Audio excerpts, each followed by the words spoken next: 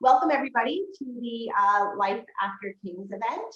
And thank you so much for being here. Thank you especially to Katrina for organizing this event and to our panelists as well. I'm so happy that you're here, and I think our students will learn a lot from your experiences after you graduated from King's. So we're really excited to hear about that. Thanks also to the Student Affairs Committee, Sociology and Criminology Student Affairs Committee for helping to coordinate this with Katrina, and to all the faculty who are Sociology and Criminology faculty who are here and who have encouraged their students to come. So I'll pass it over now to Katrina. Thank you so much, who's going to deliver a land acknowledgement and also introduce our panelists in a bit more detail. Thank you. Yeah, thank you. Hello, everyone, and welcome to our virtual Life After King's Sociology and Criminology event. Although we're not presently on campus, I do want to start today by acknowledging that King's is located on the traditional lands of the Anishinaabeg, Haudenosaunee, Lenape-Wook, and Attawandaron people. This land continues to be home to diverse Indigenous peoples whom we recognize as contemporary stewards of the land and vital contributors of our society. Today's event is run in partnership with Alumni and Development, Student Affairs, and the Sociology and Criminology Department. Our goal is to give students an idea of the types of careers our alumni have and how they got there. We hope you will use this information wisely as you give thought to your own life after King. And now I will introduce our guests. And I am just going to go around and introduce people in the order that I see them on my screen. That might not be the same order that you see our panelists in, but when I am introducing you, I guess if you wanted to give a wave, that'll help people. So I'll start with Rachel. Rachel Braden graduated from the Criminology program in 2011, King's Bachelor of Social Work program in 2013, and the Master of Social Work program in 2014. For the last 6 months, she has been acting social work programs liaison at the School of Social Work. Prior to returning to King's, Rachel was the coordinator and primary clinician of the Child Witness Program at the London Family Court Clinic. In her role, she assisted child and youth victims and witnesses who were faced with the challenging task of testifying in criminal court. In this role, she also provided training on trauma and child development to police officers, victim services, and Crown attorneys across Canada. Through her work, she recognized that despite the support available to child and youth victims of crime, testifying in court was still a challenging process. In response, she founded the first courthouse facility dog program in Ontario, which saw National Service Dog Merrill, a 63-pound Black Lab Bernese Cross, become part of the Child Witness Program team in October 2016. Alongside Rachel, NSD Merrill assisted hundreds of victims of crime at various points throughout the justice process. And while she has retired, her sister, NSD Yeezer, continues to support child victims every day. Next, I see Sasha. Sasha Kulchicki was born and raised in Hamilton, Ontario. When it came to choosing a university, she wanted a change of scenery and decided to enroll at Western's main campus. In second year, she decided to try a few courses at King's, and she absolutely loved the small class sizes and professors. In her third year, Sasha decided to switch to King's full-time with the hope of pursuing a postgraduate degree in social work. After completing her honors double major in sociology and criminology, her career took a different path as a corporate opportunity took her to Toronto. There, she fell in love with having an impact on people's lives by helping them grow their careers and join amazing organizations. Her human resources career and family life brought Sasha back to London. She currently works with HR leaders to assist them with key strategic initiatives. And next I see Heather. Heather Hoare graduated from King's with a Bachelor of Arts in Sociology in 1996. She completed her postgraduate education in funds development at Fanshawe College. Her experience as a professional fundraiser includes roles with the Nature Conservatory of Canada, Children's Miracle Network, Children's Health Foundation, and London Health Sciences Foundation. Heather is currently the Director of Development and Donor Engagement at Ronald McDonald House Charities in Southwestern Ontario. Throughout her work, Heather has played an instrumental role in helping to protect and secure 21 kilometers of undeveloped shoreline outside of Thunder Bay, Ontario, while with the Nature Conservancy of Canada, and raised over $500,000 in a single event at the Children's Health Foundation at the inaugural Mike Weir Miracle Golf Drive for Kids. Heather has been happily married to her husband, Ken, for 19 years, and they have 2 beautiful children, Jake and McKenna. And finally, we have Bryce Hunter. Bryce graduated from King's in 2006 with a double major in organizational human resources and sociology. And he went on to complete a postgraduate diploma in arts management at Western. Over the course of his career, he has built teams, games, and enterprise applications in the entertainment and education industries. Bryce is the president of Triton HQ, a media production and automation company, a founding CEO of BoxCat, a quantum computing company, and was the founding lead of Wild Brain Spark, one of the world's largest multi-channel networks, and is an advisor to a roster of media tech-centric startups in Toronto, New York, and Los Angeles. Bryce has spoken at conferences and institutions ranging from MIT to Brazil 3.0 to Princeton. He actively provides guidance on asset and IP management, game production pipelines, and leveraging next-gen tech to academia and Fortune 500s alike. Thank you everyone for joining us this morning.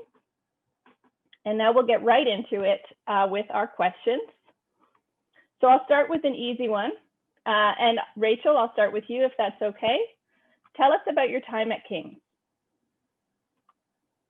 I'm just realizing you sent me these questions in advance and I didn't actually look at them. I've just realized that now. But anyways, good thing it's easy for me to chat about that. So I was at King's for 3 degrees, as stated before, CRIM, BSW, and MSW. So clearly I enjoyed King's. Normally, when my camera has better lighting, you can see that this wall is green, and everyone asked me if I did that because of King's. I didn't. My husband chose that color, but it always suits well on Zoom calls and shows my King's pride.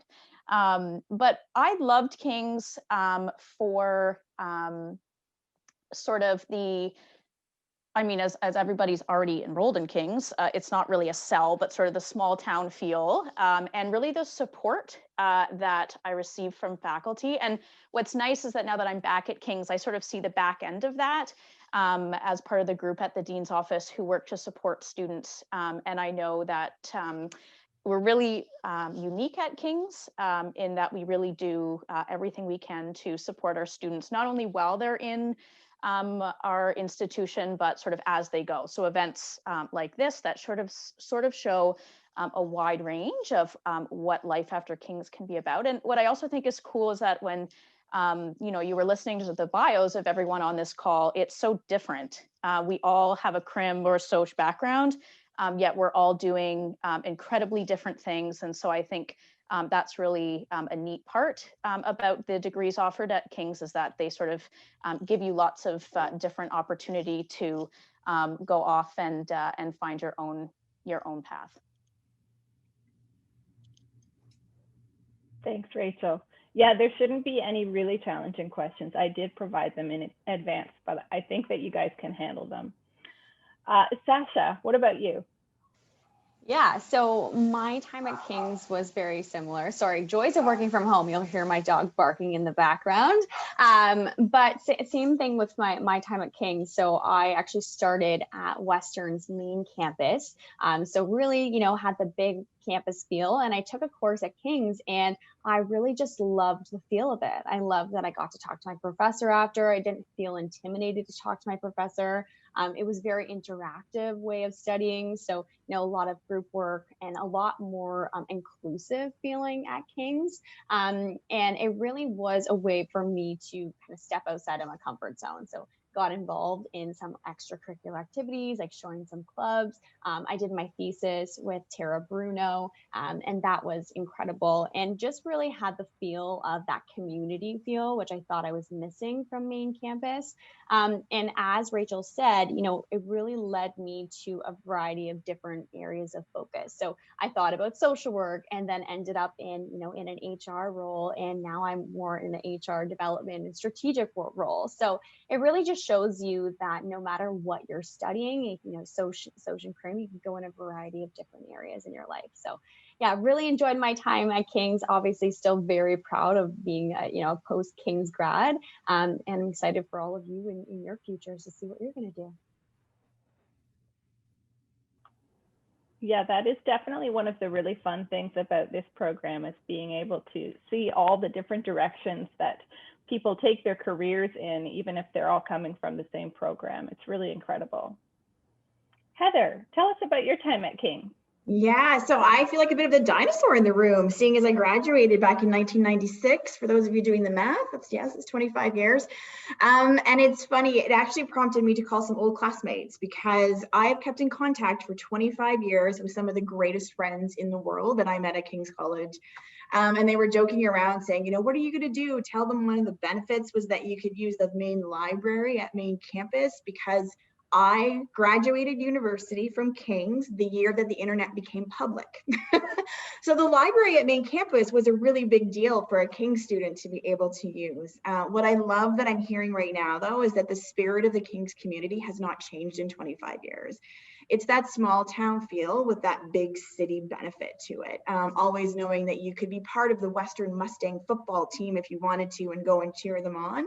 But at the end of the day, you live in a small community. I had the privilege of living in residence, which I loved, professors that knew your name, colleagues and classmates that you knew who they were, and again, building those friendships that I truly have lasted for over 25 years. I didn't get involved in any extracurricular activities, and it's one of the regrets that I absolutely have. I worked part-time. I didn't think that I could work it into my life. Looking back, it's something that I would encourage all of you to do. I wish I looked at student council. I wish I looked at some of the clubs that you currently have to get you more comfortable in public speaking and all of those great things. So a privilege to be here today, and thanks for letting me be the old woman on the panel and give that 25-year history for you. Thanks very much, Heather. Bryce, what about you? Yeah, I mean, my time at King's, it was a weird and interesting thing, because I had so many friends from coming to King's, like from high school, that went to all the different campuses, even across London. And so we ended up connecting across so many different campuses and at different events and at different things. And it was really just a good sort of community vibe, like everyone's describing. But also, I ended up working at Western too during my time there, which was really fun and kept you really in touch with the profs and the community. And I ended up doing a bunch of I built out a lot of the websites that turned into the education portals for a bunch of different profs. And so you got this weird other perspective of, getting to participate not just at the student level, but also at the professor and the teaching level in this weird small way. And that was really fun and really cool. And a lot of the different clubs and interaction points that I had were less about sports and so forth and more about the arts. And as Katrina knows, I'm a bit of a theater nerd from back in the day. So, I was working on cabaret, doing musicals, and then also into film and so forth, which kind of led me more into the career path that I ended up in. And I think having the ability to flex the different parts of your personality was really a keystone piece for me, where it's I was doing effectively a business degree, but I was also able to experience and build out my more social and soft skills side with a sociology degree at the same time, and then get some of that practice and I don't know, interactivity with that professor level and the technology that was required with that. And so kind of blending those different parts of yourself and getting to play around with them a little bit was really fun for me. And that's definitely one of the highlights for me from my time at King's. Thank you. Rachel, I'm going to take it back to you now and ask you to tell us about your career path and how you got to what you're doing now. Sure. So as we said before, I started in crim, and I really didn't know what my plans were or what I wanted to do specifically. And I realized sort of later into my crim degree that I wanted to work directly with people. And so I sort of had this thought of, okay, I have the theory and the background around, crim and all of that.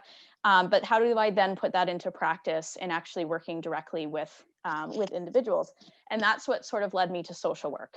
And I thought, this is going to be the way that I can use my crim degree, and I very much have and still do to this day. So I was able to sort of transition from crim into social work. And what that allowed me to do was find positions that, like I said, merged sort of my theoretical knowledge with sort of what Bryce indicated, soft skills and the opportunity to work directly with clients. So I sort of found my niche that way. I started my career actually convinced that I was going to work with offenders. I worked at the forensic mental health hospital for people who been found not criminally responsible and unfit to stand trial. I then worked in the youth therapeutic court. Having youth go through the court system in a more way that addresses their mental health concerns rather than their criminal behavior, because one generally leads to the other. And then through, of course, a placement opportunity at King's, I got involved in the child witness program and realized that that was actually indeed my passion. And, if you go back to the profs at King's, when I said, I need a placement working with offenders, and they said, just try this. And I said, fine. Even though I didn't want to. And I've since, for the last 6-7 years, really found my niche in working with child victims and continue to sort of do that through research through to this day. So it was an interesting sort of realization when I was wrapping up my crim degree that, I realized, okay, I have the theoretical basis. Where do I take this next to be able to work directly with clients? And social work was certainly that path for me.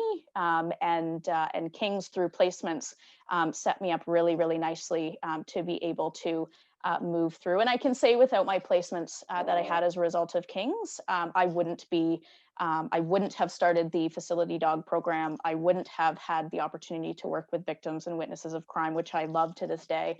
And that's a direct result of the connections I made at King's. Rachel, my Yes. brother-in-law, he babysat Meryl, dog sat Meryl for a couple of weeks.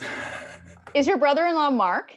Yeah. Oh my God, Meryl's a celebrity. You should all follow her on Instagram, by the way, at NSD Meryl, the facility dog. Yeah. That is hilarious. Well, nice to meet you, Bryce. Yes, Meryl has lots of secondary handlers that would take over for me while I was in Europe, which doesn't happen anymore. So there you go. Thanks, Rachel. Sasha, what about you? What do you do now and how did you get there?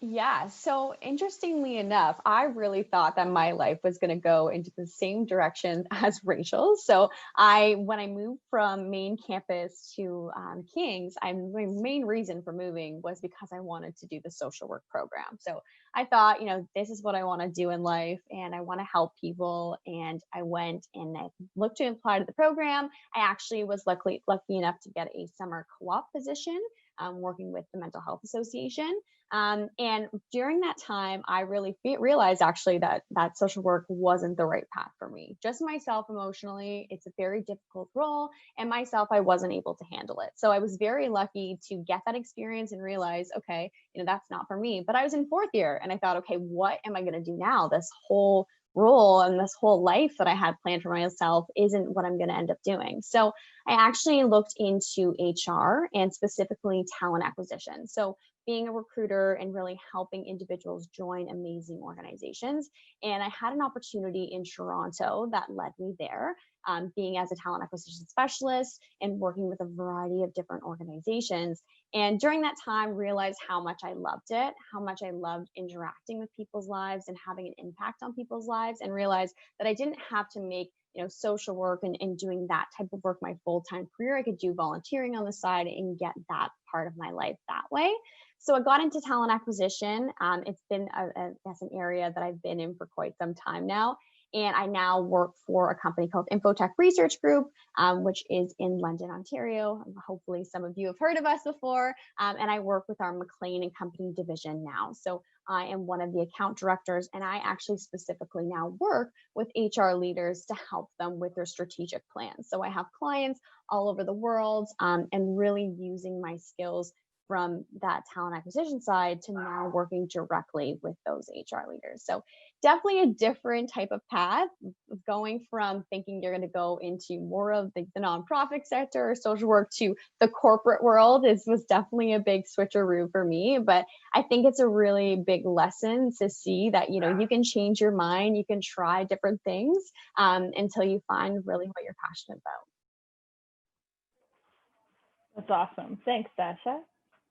Heather, what about you? What do you do now, and how did you get there? So I am currently the Director of Fund Development and Donor Engagement, very nice and long title, for the Ronald McDonald House Charities of Southwestern Ontario. So I lead a wonderful fundraising group, and we fundraise for 3 programs. We have a house here in London, we have a family room over at Children's Hospital, and you may or may not know, we also have a house within a hospital at the Windsor Met campus. So we're a lot larger, I think, than most people think that we are. When I took or enrolled myself in sociology, I really had no idea what I wanted to do. And I thought that was the brilliance of the program, because you really can veer off in all kinds of different directions and take what you're learning in those courses and put them into a whole bunch of different careers. And so looking back on it now, what I took then really does lend itself to where I am today. When I think of sociology, I think of it really teaches you about behaviors, about why people choose to do the things that they choose to do. And from a fundraising perspective, what I really need to learn to be able to be successful at what I do is what motivates people to give. And so knowing what their patterns are, what kind of choices that they're making and why they're making those choices. Learning the art of asking a really good question. I truly believe that is one of the most important things that you can learn. And it will take you into any type of career, because the more you know about your client, the more you know about your customer, the more you know about your donor, the better you are to be able to match and to help them succeed. I also think that challenging the question of, well, we've always done it that way. I have come up with some of the best solutions to problems by asking, well, why have you always done it that way? And do you think that we could do things a little differently? All of these are the fundamental pieces that I learned back in university 25 years ago. You wouldn't think of it now. You don't stop to think about what you learned that long ago and how it got you to where you are. But statistics, for example, I did not like statistics. It was not a friend of mine. We were not mathematically inclined. It's not our thing. But I can tell you that this afternoon, as the Director of Development, I am putting together a board package that will analyze my final numbers from 2020. I need to learn about lapsed donors and renewal rates and all kinds of great things that if I didn't have those fundamental things that I learned way back at my days in King's, I wouldn't be able to do them now. So you're in a fabulous program. You're really lucky to be where you are. I truly believe that. I have had an opportunity to work at a number of different places. I went to Toronto and worked at Children's Miracle Network for a while, which is a big national organization that raises money for the hospitals across Canada. And then I had an opportunity to go to the Nature Conservancy of Canada, which I just loved. Getting involved in an environmental organization is the best of both worlds sometimes, because again, it takes my background from school, my love of people and my love of nature, and puts them all into one. So even when you do go down one career path, it can certainly veer off into different areas. And I credit my time at King's for making me realize that. And again, teaching me the art of asking really good questions. So. Thank you. Bryce, what about you? What do you do and how did you get there? It's a good question. It's a question I have a hard time answering a lot of times. I think that the how do you do works, rather, what do you do part is the weirdest one, where, and it might be easier to answer from the genesis of how I got here.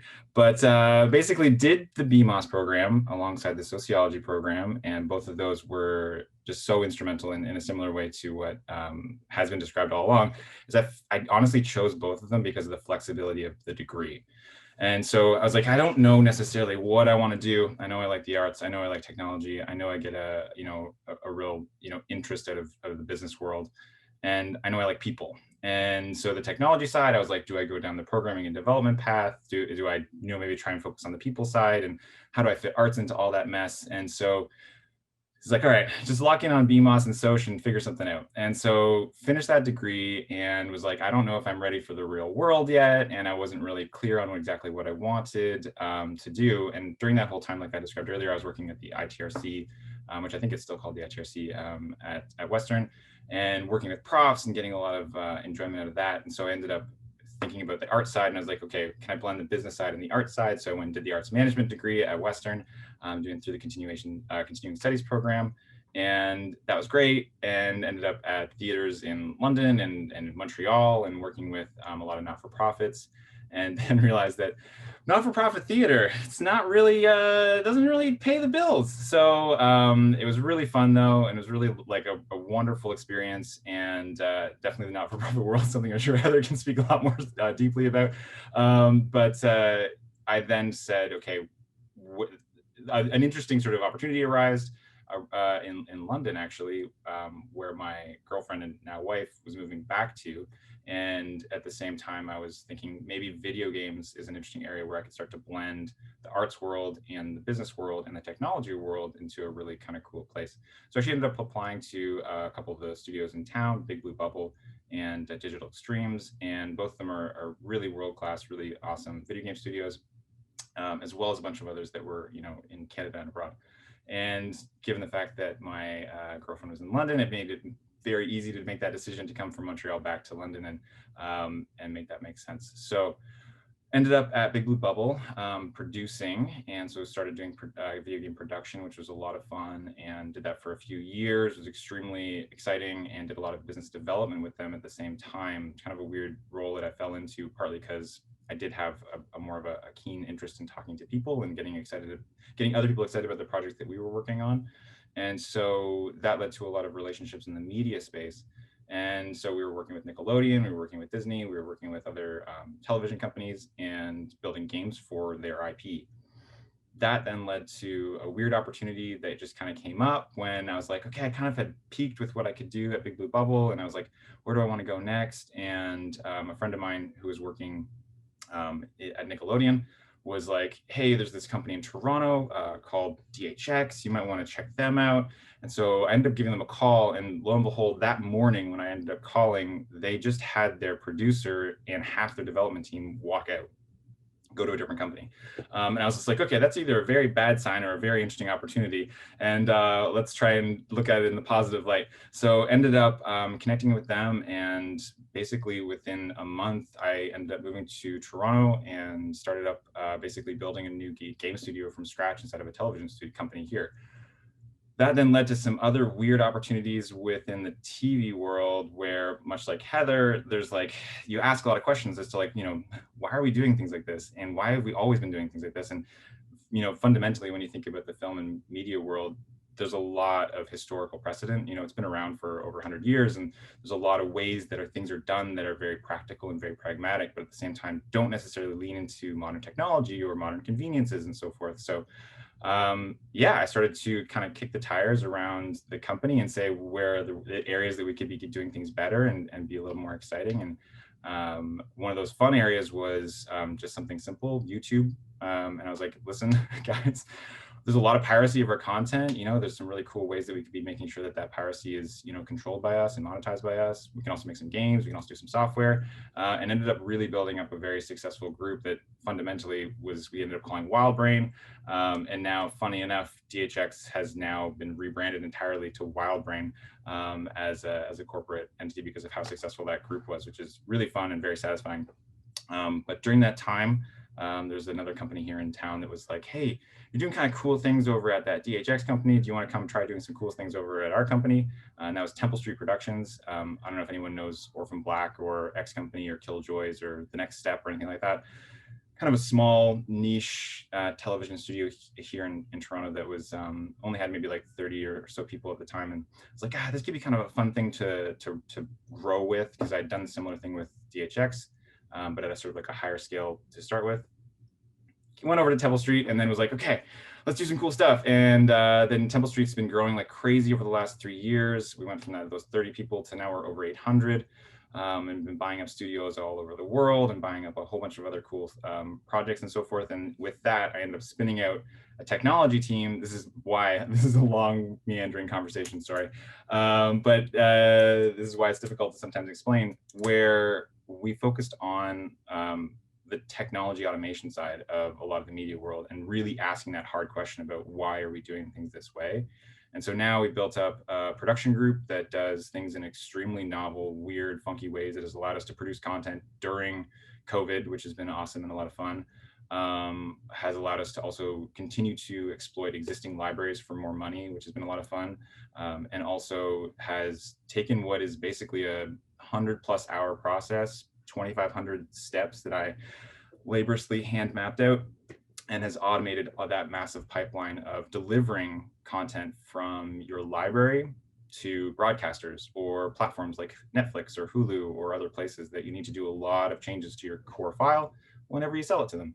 So very niche, very focused sort of piece of software and solution, but at the same time, something that's really, really desperately needed in this space, because it's a lot of very effortful time from editors that really would rather be making a show. And they're really stuck with doing a bunch of checklist items on delivering files. And so, yeah, so I run those groups. I help a lot with those things. I work with, like I said, or like what Katrina mentioned, with a lot of startups and stuff like that around the media space as well. So it's kind of a weird mishmash of roles. And one of those things that I think all of us on the call and everyone who's listening in the future will think back and be like, wow, 2020 hindsight, things just make sense as to where you arrive, and you can start to find those niches and find those specialities and be like, I think I'm going to enjoy that, and I want to keep pursuing that deeper, and I'm going to get some satisfaction out of that. And you know, that's it. So what I do, I don't know. How I got there, it's pretty clear. Thanks, Bryce. I do find a lot of times when I'm talking to entrepreneurs, the question of what you do is not really one answer, because entrepreneurs tend to do a lot more than one thing, usually more than 3 things. Yeah, it's been, and lately I've been like, we're in the midst of raising a round of financing to continue to grow the team, and it's like, just man, people are like, yeah, so you know, what's your focus these days? I'm like, woo, like, what isn't my focus these days? It's intense. It's fun though. Thank you. All right, I'm going to go on to my next question here, which I think is a really interesting one for our time. I'm wondering, Rachel, I'll start with you. How has COVID-19 impacted your work life? That is an interesting question. I think, well, we can all thank Bryce for keeping that Netflix content coming. The quicker you can pump that out, man, the better for all of us. Yeah, that's a good point. I mean, I think I actually think back to this because I changed jobs and went from coordinator of the Child Witness Program to King sort of in and around COVID time. And I can say I'm kind of glad I did, because our court system is in a bit of a disarray at the moment. And I mean, it's quite horrific. We have kids waiting so long now.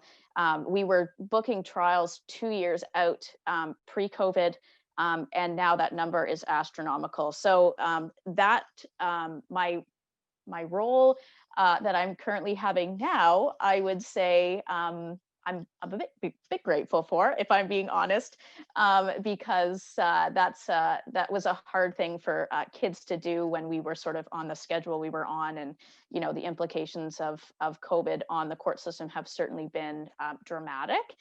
In terms of how it's been interesting, because I started this job during COVID, and so I've never known it any other way. And so I think I'm in a bit of a privileged position that way. Starting a job during COVID at home is interesting. I remember on my first day of my contract, I walked into this room and I sat down at like 8, and I was like, yeah, I'm working. Like, here I am. And I had nothing to do because there's no one to sort of, you know, check in with. The great part, and I think what helped, was that I was a King's grad, and I knew, you know, sort of the basis of King's and felt very welcomed. I think if you had no sort of background from King's, that would have been a little bit different. but yeah, I started this way, and I have a feeling I'll continue this way until my colleague returns to this role. And it's been interesting. It's been challenging. It's been lovely. It's been crazy making. I think our lives have, our home life is now mixed with work life. It's hard to sort of separate that. We have to find ways to do that. I always laugh because I always say that when I'm working, my shirt is tucked in to my sweatpants. And when I'm not working, it's untucked and it feels very, distinguished. And so I think we have to find a balance, and students will be finding this. I know one of our, a bunch of our students said the really challenging part about courses now is that you would learn things usually in the context of a classroom, and you would then go to a different classroom to learn a different subject. So you'd be in LH 100 for psych, and then you'd be in DL whatever for this social class, and you'd have that sort of separation. And I remember them describing that now, because they're learning everything in one room in their house, that it's really hard to sort of distinguish content and to have those sort of visual cues of different content. And I know I'm digressing and this has nothing to do with me and working, but I think it's a relevant conversation to have with students, because I thought it's actually a brilliant sort of a brilliant perspective, that it's so hard to learn in this context, but I think students, just like us in the working world, have learned to adapt. And I think that looks different for everybody. I think for some people, it's, sitting on their couches where they're able to do their work and most comfortable. Me, if I'm not in this office, I'm not working. So it's been interesting. It's also awarded me so much time to be with the dogs that I love, and not the partner, because he works at the hospital. So, which is also kind of nice, gets him out of here. Because I think that's complicated too. If you have a partner who's working at home, if you have kids who are trying to do school, or two of you who are in school. So I think it's just been so interesting in terms of dynamics. It's awarded so many wonderful things that I'm so grateful for, but also made things incredibly challenging. And yeah, I went on a tangent there, but that's that's how COVID has impacted my world. Yeah, thank you. I think you touched on what a lot of us have experienced or are feeling. But one thing that you mentioned that is a bit different from common experience would be starting a new job from home like that. That's a whole other ball game. Yeah, it was super odd, but challenging and somewhat fun. So there you go. Thank you. Sasha, what about you? Yeah, so in my role, it's very interesting. So I specifically work with HR leaders, so heads of HR, directors of HR, CHROs, and all of my clients are all over the world. And what I've gotten to learn in my role is really how different industries are dealing with COVID, and the effects that it's having on different industries. So, in my role itself, obviously, I'm fully working from home. We've been working from home since March. We've been told that we probably not going to go back for another year. So probably not till 2022, because of the fact with the vaccinations and everything like that. And typically I'd be traveling, so I'd be all over the US or wherever my clients are. And what I've been able to see in my role is how valuable that our research is. So basically what McLean & Company does and what Infotech does is actually help HR leaders to deal with the pandemic. So how to deal with remote work, how to give resources for managers to help with fatigue, all of these different things that now HR leaders and managers are actually dealing with on a day-to-day basis that they've never dealt with before. And what's interesting to see is how some of the industries that I work with, for example, one of the organizations I work with is a health and beauty company, and they used to make makeup, and now their products have actually shifted to making hand sanitizer, and they're booming in that area. Whereas some of my other clients are really struggling, and they're having to lay off people and budget cuts. So it's really been able to give me perspective into different industries, different parts of the world. A lot of my clients are in the US. I had some clients in Florida. Their life actually barely changed. They were still going into the office, or they were trying to do a little bit of both. I have a client in the Cayman Islands, and they went into hard lockdown for 2 months, and now their life is back to normal. They go to restaurants, and everything is back to everyday life. I ask them every time I have a call with them to show me outside and let me vicariously live through those moments, because obviously we're all itching for some sort of sunshine or even a vacation in general. So it's been very interesting and very insightful to see how COVID is impacting work life and the changes that it's having on these organizations, and it's going to continue to have. I'm hoping that in the future, the changes that it will have will be more flexibility on workplaces. Maybe more workplaces are going to be more flexible, where you're able to go into the office some days, and some days you can work from home. And what the research is telling us is that that will be very much true. A lot of organizations are actually moving to a more remote model. So having a flex workspace, a smaller office that you are able to go into, but it will be mostly remote. And that's really the change I see for the future, is that this remote work life is going to be probably somewhat of the norm.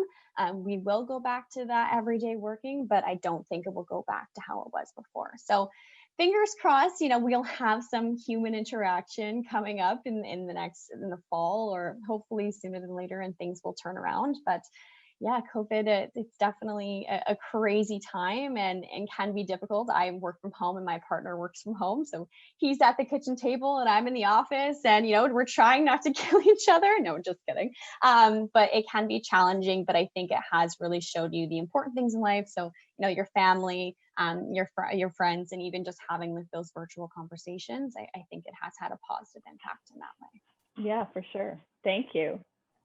Heather, what about you? So my life is very interesting, because I will tell you that I work in my mission, which I'm very, very lucky to do. So my office is actually right here in the house in London. And as part of the senior leadership team, one of us is here at all times. So I have a dual role now that I play that I might not have played before the pandemic, because I'm in that leadership role. I'm much more part of that frontline staff piece. And when this whole thing first started, the effect it had on my business was huge. We're a communal living setting. Oh my God, what do we do? What do we do if we get a case in the house? We spent hours and hours and hours deliberating and debating and what's the best way to do it, and connecting with our friends globally at other houses. Some houses completely shut down. Some stopped accepting new families. It's been a different day. It's been a new day. It's been a new experience almost every single day. So now we're kind of at a point where we're used to where we are. I come into the office two days one week and 3 days the next. You go through a huge screening process when you get here. We are masked, we are face shields, we're all those wonderful things. So it's really changed the fundamental feel of the house. And so our biggest challenge is, how do I keep the Ronald McDonald House feeling like a house for the 18 families that we had here last night?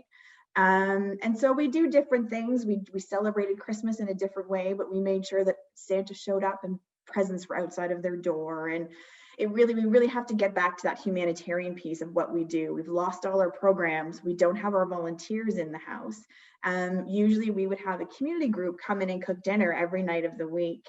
That's a huge budget problem for me, because I can't have them in the house anymore. And now I have to pay for groceries to feed anywhere from 60 to 100 people every night. So it's had some pretty profound effects. It's had effects on how we cope with a communal living situation. I think we've done an incredible job in our operations team. They are phenomenal individuals. There's arrows everywhere you go, and there's plexiglass up all over the place, but somehow they still manage to give it that homey feeling downstairs. And that's, for me, the most important piece. As the fundraising leader, it's been tough. It's been a tough year for us. We are very events heavy. Those events don't happen anymore. I can't put 100 people in a room together. So we're virtual. We're trying to do online galas. It's a very different feel. We had a 40% drop in revenue from our events last year. that's a big hit to a small charity. But this community has come together, and the month of December was incredible. And I need to thank the individuals and companies that have stepped up to the plate to make sure that my lights are on and my families are fed, and restaurants showing up, dropping dinners off. And we've been very, very fortunate. The biggest piece for me as the leader of this team is having connectivity with my staff, because that's the piece that we miss the most. We're small, we're intimate. There's only 6 of us on the team. And so how do you do that when you're working remotely and you don't see each other anymore? And when you do see each other, you're at a mask and a face shield. It's not, the feeling is just not the same. So we do games, we have lunches, we did a trivia night, we did a blues cocktail party on Monday night.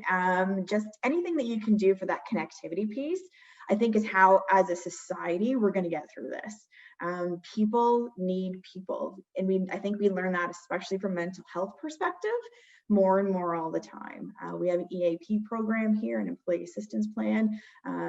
It's anonymous. We don't know who calls, what they call for, but the number of folks that are using that service is much higher than it ever has been before.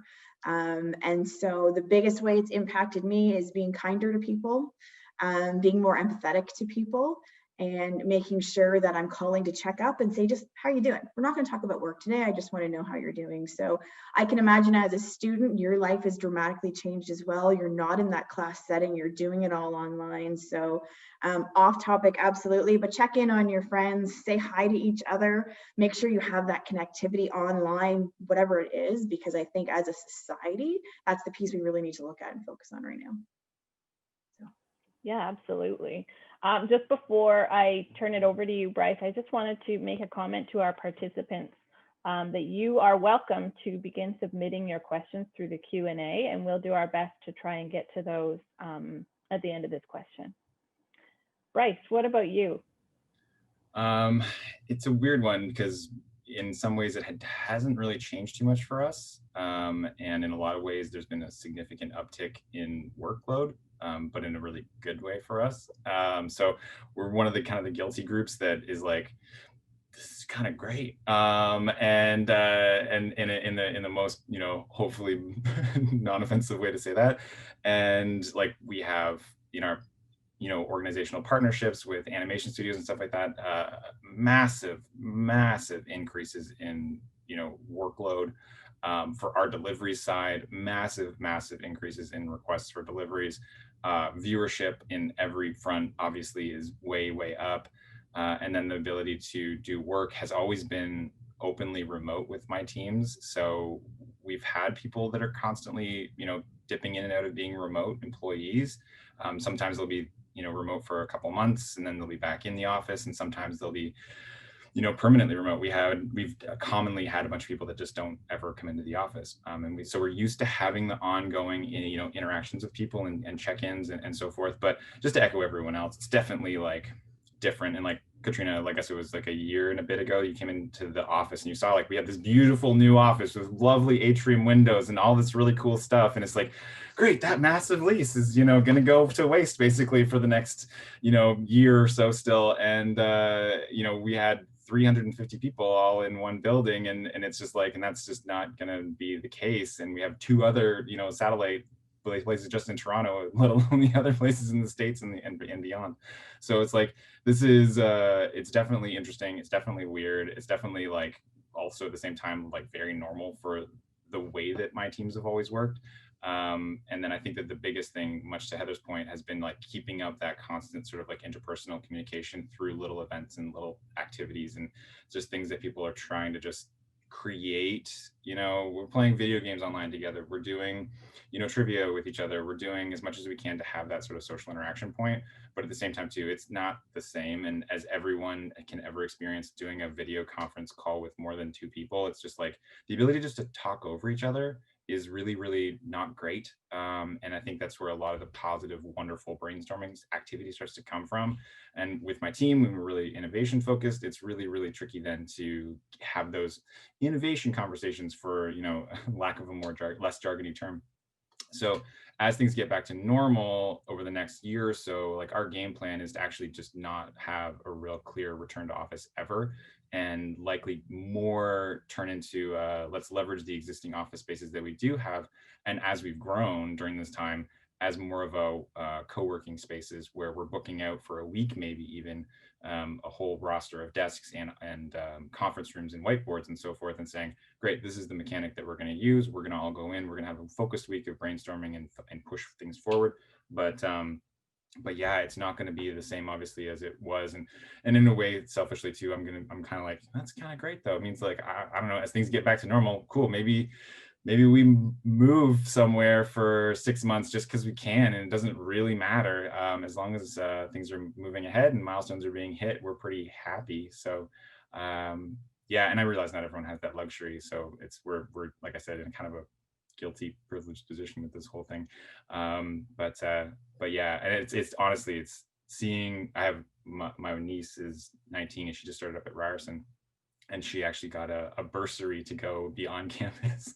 And so she's just like, I'm here and I'm not doing anything. I'm staying in my room. And so she's like in residence, and you know, so I super huge empathy to the students that are going through this for the first time and experiencing hope, like man, like just not getting to experience the same level of like community that generally occurs in that first year or even the first 6 months of being at a new school. So, you know, I don't know how you guys are dealing with it. You know, my best wishes to you to continue to deal with it in a positive and like hopefully exciting way, because it's definitely a tricky one to navigate. Yeah, absolutely. I'm going to turn the next question to Sasha. Sasha, just really quickly, one piece of advice that you would give to a student who wanted to pursue a path like yours? Yeah, so the biggest piece of advice I would say getting into any corporate role is to network as much as you can. Go on LinkedIn, reach out to people, put yourself out there.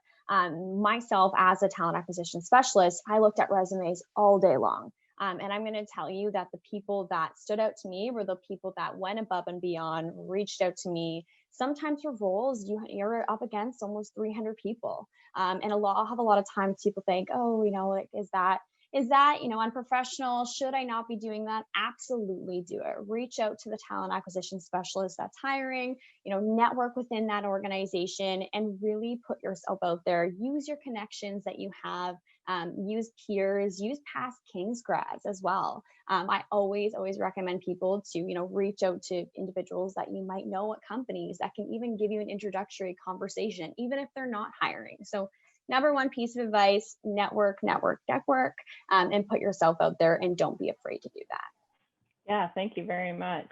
And just to build on what Sasha just said, if you are looking to connect with a King's grad, you can connect with me in the Alumni and Development Office, and I would be very happy to refer you to one of our amazing grads.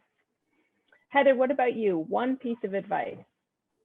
Yeah, you know what, I would absolutely echo what Sasha has said. And so join some small community or some associations. So there's the Association of Fundraising Professionals. There's a student rate that you can get just so you can go sit in the room with all the other professionals in London, or sit on a Zoom call right now, I suppose. Pillar here in London is a huge, wonderful organization. Look for organizations that can help you in that networking piece, and dive in a little bit more into the area that you're looking for or to get involved with. Yeah. Yes, so true. Bryce, what about you? What's one piece of advice you would give to a student? Portfolio. I would say it's a strange one in a weird way, but it's also like just anything you can do to showcase your passions and your interests and your professional like focus. It's one of the strange ones that I also always ask from people that they're not always prepared to give you.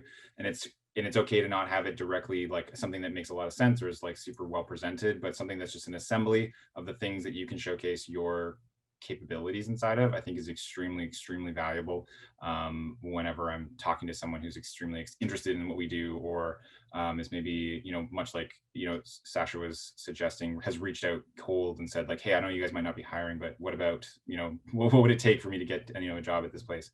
That's been definitely a big one for me. Yeah, that's a great one. Rachel, what about you? One piece of advice that you would give to a student wanting to pursue a path like your own? I would say take risks and take chances. Like I said, I was one-track mind. I will only work with offenders. It's the only thing I'm interested in. And it took someone saying, yeah, I know you're 21 and you think you know everything. And you know what you want to do, but give it a chance. And my entire career has been really started from that one conversation that I had with that prof that said, nope, you don't know it all right now. Give something new a try.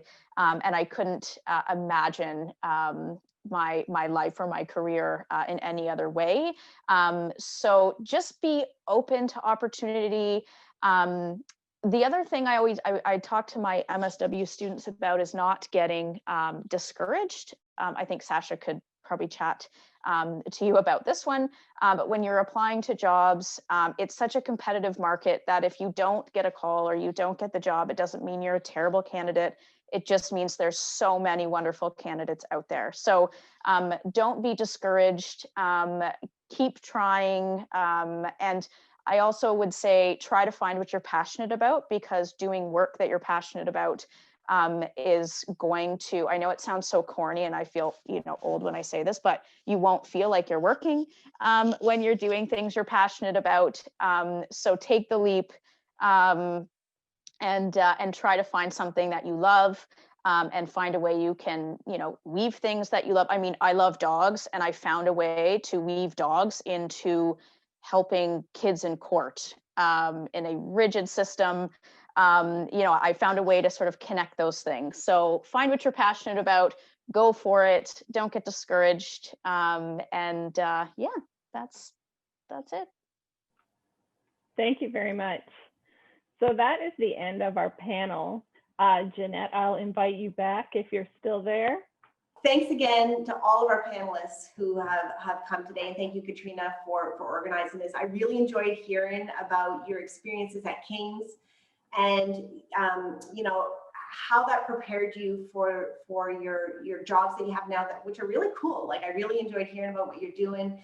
It demonstrates the diversity of employment opportunities that are available to students in our sociology and criminology program. So thank you so much for just doing such a good job at explaining that. Yeah, and I'm just going to echo Jeanette's thanks to our panelists for all being here today. Thank you so much. This was really great. And any students who have additional questions, feel free to reach out to me. I'm easy to find at King's. Maybe not physically, but you can get my email, and I'd be happy to help you connect with alumni or find answers to your questions. So thanks, everybody. Thank you. Thanks for having us. Thank you. Thanks so much, everyone.